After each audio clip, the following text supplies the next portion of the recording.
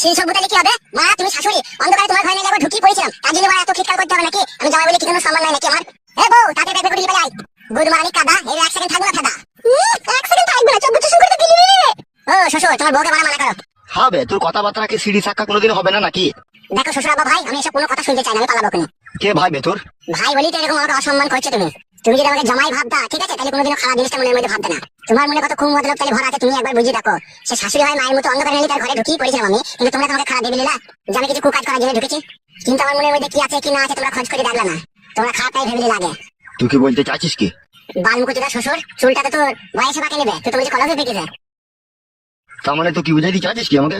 তুমি তো বলে বুঝো না, তোমাকে কি বুঝাবো? হাঁটা বন্ধ করবে মুকুচুদা শ্বশুর, নাহলে আর হয়ে দেবো মুখে। এ পালা পালা পালা পালাবে আমার বাড়ি থেকে পালা। শালা হারামি, তুই তো কাল মদ খেয়ে পড়েছিলি বে, আর শাশুড়ি তো পেটে যন্ত্রণা করে ছটফট করে মরছিল বে ঘরের ভিতরে। জিজ্ঞেস করতে বউকে, মা কালকে তোর পেটে যন্ত্রণা করছিল?